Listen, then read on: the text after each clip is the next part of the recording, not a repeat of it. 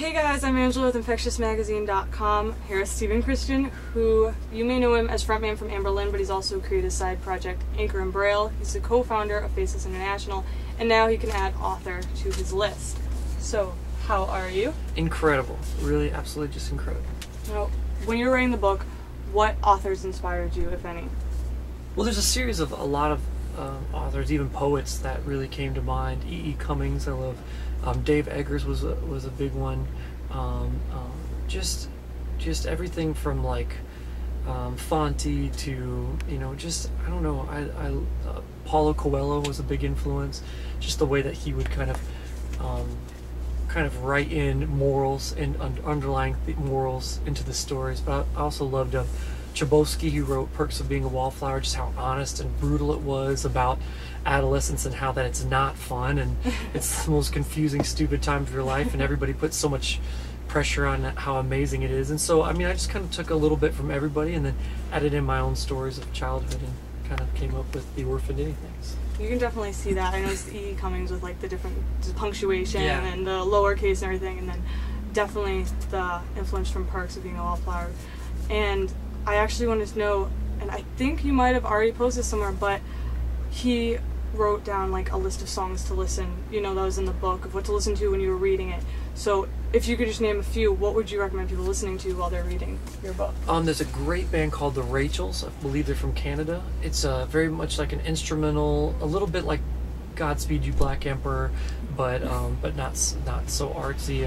But Rachel's was great. Broken Social Scene. I think let's see, Misery is a Butterfly. But that's Blonde Redhead was a band.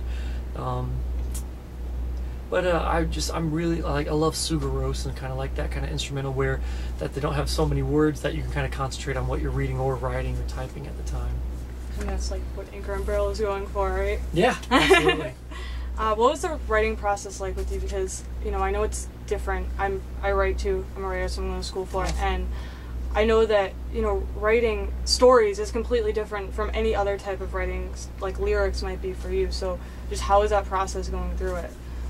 Well, I began to write the book as a book, doing the whole punctuation, doing the grammatical and stuff like that. But then it felt so sterile and non-real, especially when you're trying to get across this person he's not deranged, but he's just a flood of negativity, and he was just very down on himself and down on life, and he didn't care. He had such a nonchalant attitude of life, so why would a memoir be precise and accurate and very robotic? And instead I just went in there, and the whole first half of the book I left all the grammatical errors, I left all the misspellings, I left no punctuation and run-on sentences, because I felt like I came up with a term for it just called human. Because if you were going to write in that state of mind, you won't really care, because who's going to read it? Especially if you're downtrodden and life has just got you down and you feel like nobody cares and no one's going to read this journal or your memoir anyway, so why would you even care? So why not write this kind of free-form thought,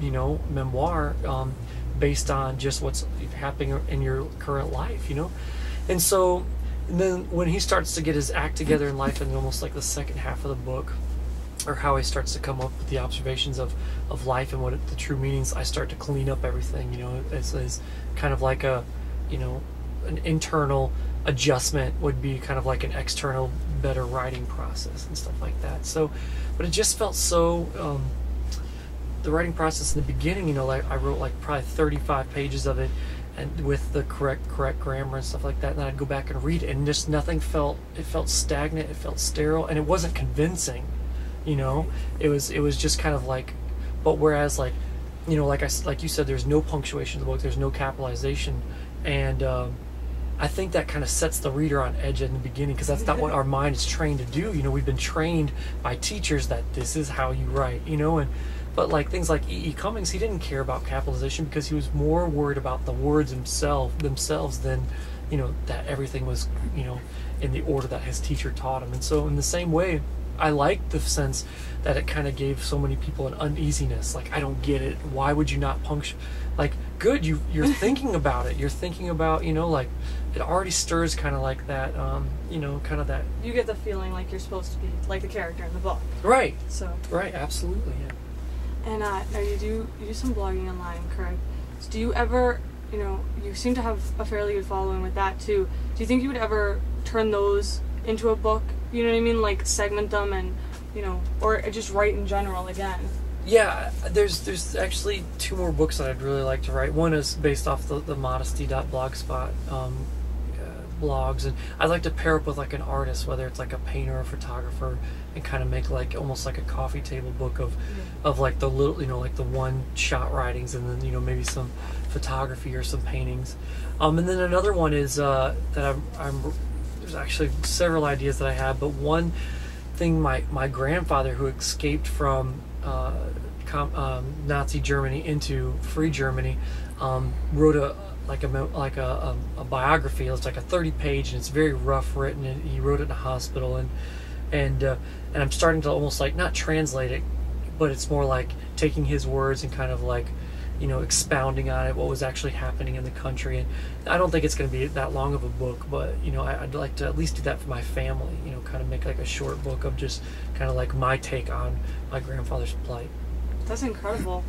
That would be an incredible thing, because it's not even the length, it's just if you get the message in the story, then it's like, that's all that matters. Absolutely. And the last question is just the best and worst processes of writing, the mental process that goes through. Well, I think the worst is like block, you know, obviously, like you don't know what the next page is going to bring. But I think like writing is much like, you know, triathlon. The more you train and the more you work at it, the more your brain automatically just comes up with writings and stuff like that. If you can write the chapter headings for the first 25 chapters of your book, you know, like let's say 1 through 25, you're just going to have 25 chapters. If you can just write the headings of the 25 chapters, I think that it goes so much better, because you have kind of like a purpose. You already know the next step, so it's now trying to get from chapter 1 to chapter 2. How do I do that?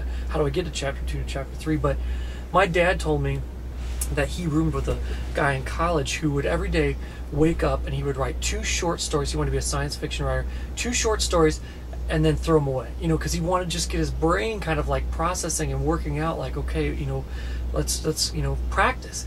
And so that really inspired me on this book, on the Orphaned Anythings, how that I really wanted to write 2 pages a day, no matter where it was in the world, no matter what city, or, you know, I had to go off and write 2 pages. And after a while, I'd start writing 3 pages a day, even though I told myself, well, you don't have to write 2, and then 4, and then, you know what I'm saying? And then of course you just, you know, edit it all and chop it all up, but it's still amazing to kind of be able to just start training yourself to go, listen, 2 days, you know, maybe 2 pages is unattainable, but 1 page a day, just 1 page, and you'll be surprised. And think about it, in 1 year you could have 365 pages, and even if you took days off, you'd have 200 pages. So, you know, I just encourage anybody that's out there writing is to just write 1 page, and even if you erase it all tomorrow, at least you're getting your brain like kind of flowing into writing and trying to get to the next step.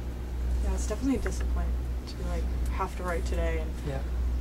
All right, well, that's it. Thank you. Thank you. Appreciate it.